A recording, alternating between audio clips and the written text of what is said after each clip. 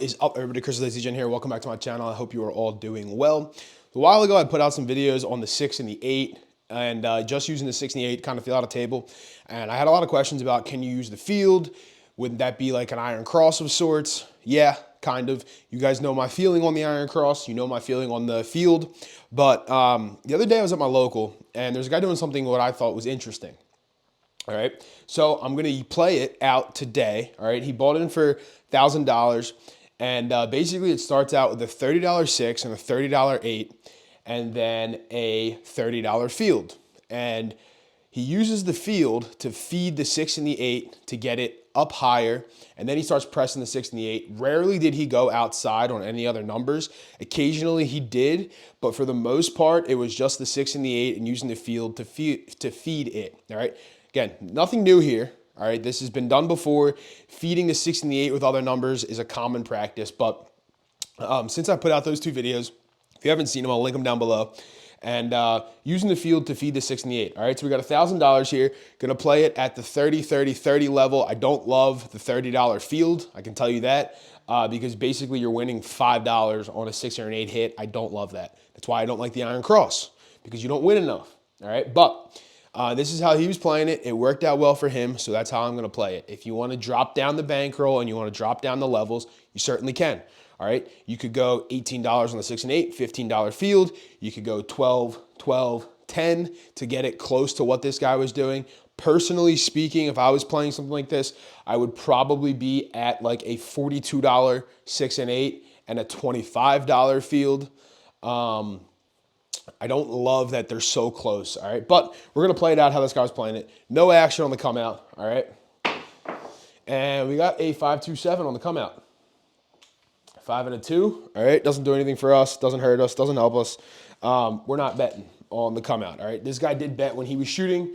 And first time I met the guy, there's another 5-2-7. So get him out of your way now, shooter, please. He would bet the pass line, obviously, on himself. And then after I shot the first time, he bet the pass line on me. But he didn't bet the pass line on anybody else while they were playing. So we got a 4-2-6. All right, so we're going to mark that as our point. We don't really care what the point is because we're going 30, 30, 30. Okay, here we go.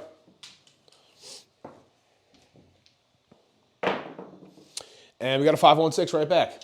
All right, so this is why I don't like this strategy a ton, but I thought it was interesting, and I know people wanted to see some work with the field and the 6 and the 8. So here's why I don't like this, all right? You lose 30, you're going to win 35, okay? So what he would do in this situation is he would press his 6 up to 60, take the $5 back to the rack, all right, because it is a come-out roll. Then he would go back for another 30 in the field. All right. So we've got a 5.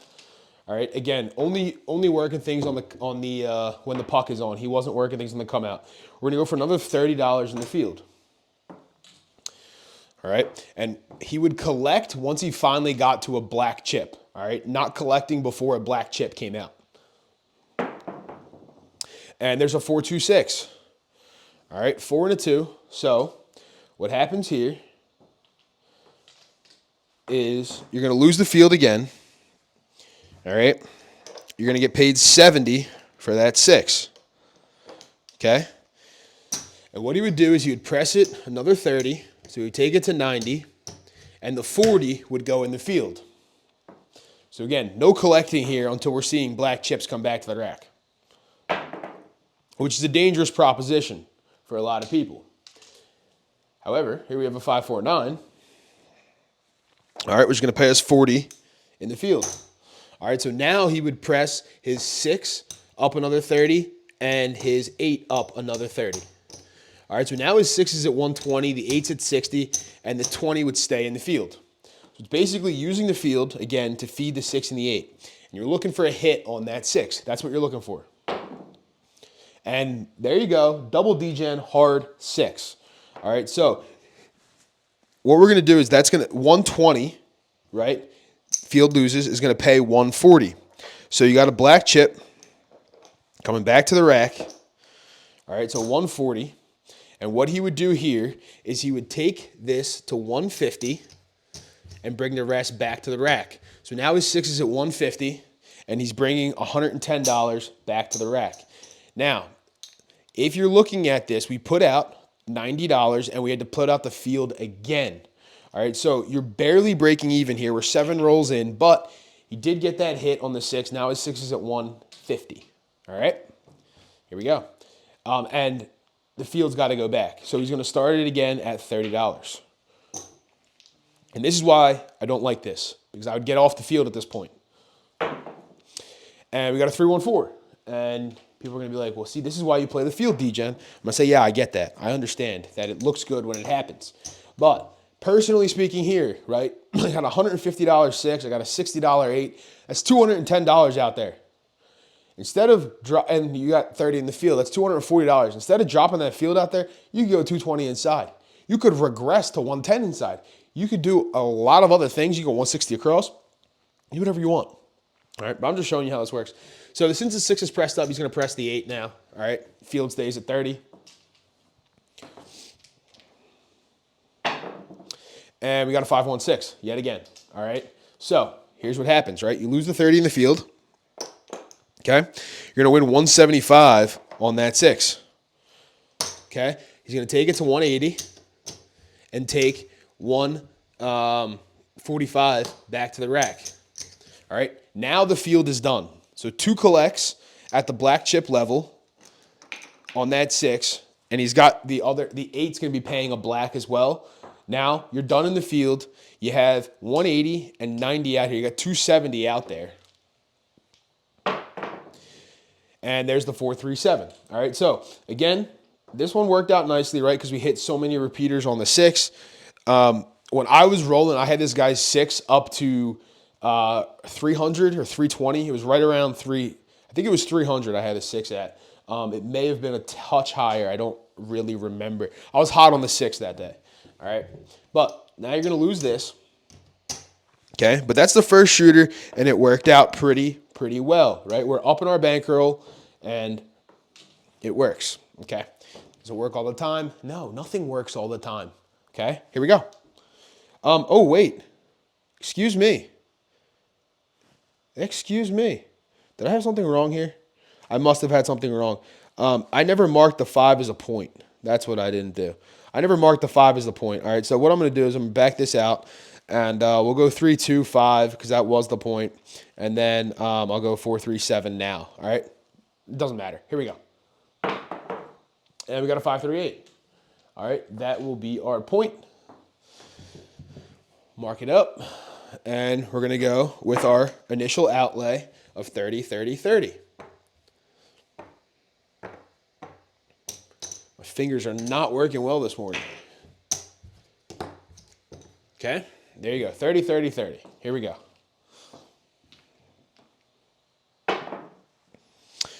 I forgot to enter the 8. There's a 6-2-8 right back. All right, so that's a front line winner. Again, same situation here, right? You're going to lose this, but you're going to win 35. So we're going to press the 8 up to 60, take 5 back to the rack. Puck's coming off. And this guy did this on every single shooter. Again, I told you he played the pass line on his own roll, and then he played it on my roll the second time around. We got a 6-3-9. That'll be our new point. I forgot to enter the 6-2, and now we got a 6-3. Oop, 6-3. Okay, so that'll be our point. We need to come out here in the field again for another 30. Here we go. And we got a 4-1-5, right? So this is not ideal because you don't get paid on anything, right? This is the one number, the 5, that you don't get paid. So what you're going to do is you're going to lose this field, okay? And you're going to replace the field back.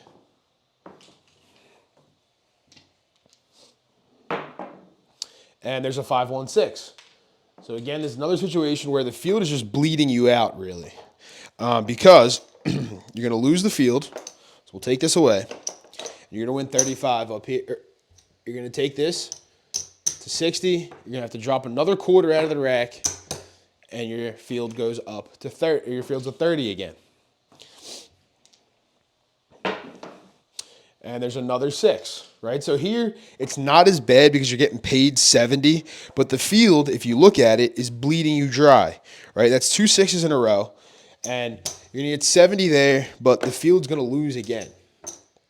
All right, so you have the option here of pressing the 6 and the 8 or just the 6. He would typically press them both.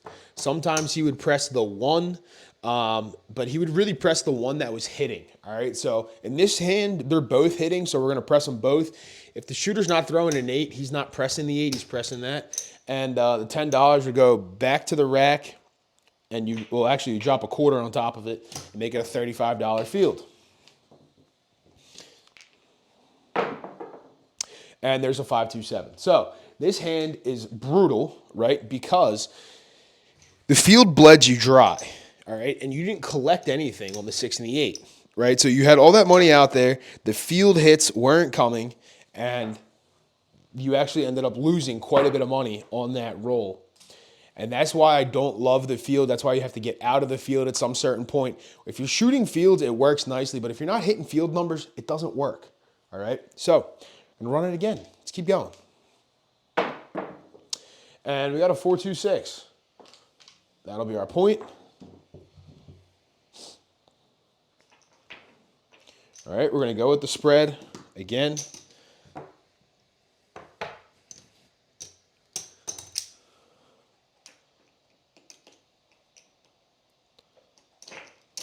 All right, that bankroll's looking kind of bleak right now, because that field just bled you dry in that last shooter.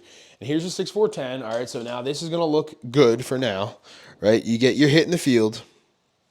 You win 30, right? What are you going to do? Well, you're going to drop $6 and you're going to press up 18 each. Well, actually, we're going to press 12 each. All right, so it's going to be 12, 12, and you're going to get $6 change. So there's the change, $6 change. All right, and we'll add caps here. Keep the field where it is, all right? Or what this guy typically did, add the $6 that you got in change to your field bet. And you got a 5-4-9. All right, so it's gonna pay 36, and this works out nicely because you can just add 18 to your 6 and 8, all right? I'll cut it out so you can see it, but basically, you're going to take your 6 and 8 to $60 and leave the field where it is. All right, because it's going to pay 18 and 18, 36. You're going to add 18, you're going to add 18. 42 and 18 is 60. All right, so what we're going to do, like a good dealer would, is clean this up. And you're going to go to $60 on your 6 and your 8. And there goes my phone, falling all over the place.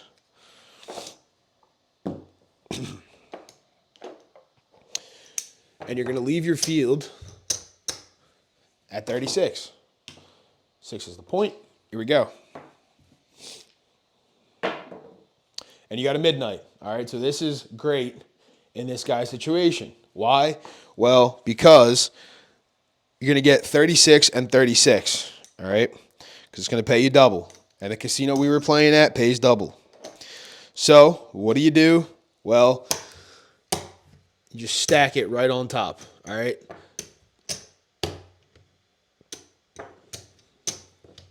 So now we have a $96 6 and 8, and we have our $36 field. At this point, you would really take the field away because you're paying a black chip up top, but I'm going to leave it where it is, okay? And you got a 5-3-8. All right, 5 and a 3. So you lose your field, okay? But you're going to get paid $112 for that 6 or the 8, right? $112. This guy would take his 8 to like $150, all right, and bring the rest back to the rack. All right, so you're bringing back like 25, 50, $58 back to the rack.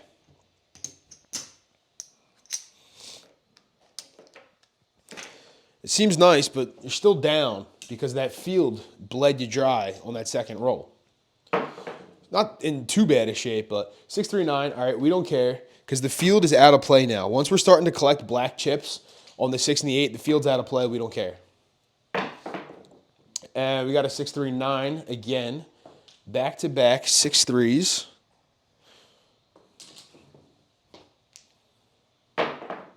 And there's a 6-2-8.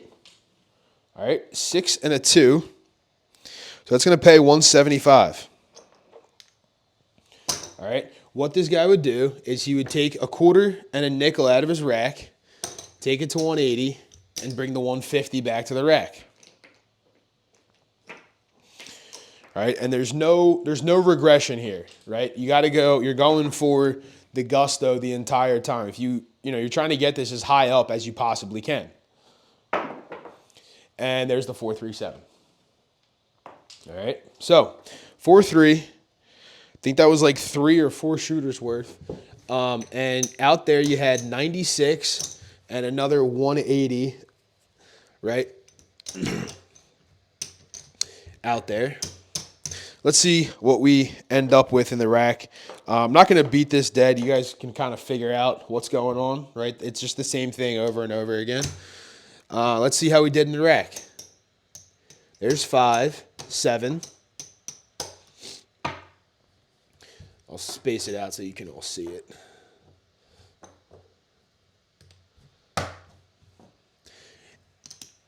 And after all that, you're going to break about even. There's another 100. You're up 28 bucks. All right, up 28 bucks after 4 shooters. Not bad. Obviously, you had a lot of money out there, so is winning $28 after having all that money out there worth it to you? That is something you have to decide for yourself. All right, but this is the 6-8 fed by the field, okay? Again, not something new, just something I saw at my local. So if you guys like this, let me know. All right, if you want to see more of this, let me know. And I hope you guys are all doing super, super well. I've missed you, but I am officially back now. All right, I hope to see some of you in Vegas in the coming weeks here for Craps for the Cure. So I'm going to queue up a little video after this so you guys can see that. You've seen it before probably if you watch other Craps channels, but cue that up right after this. But I hope you guys are in Vegas. I hope to see you there. Hope to see you guys at the tables. I hope you're all doing well. Just don't forget, you all have a little DGen in you, and I will see you very, very soon. Peace.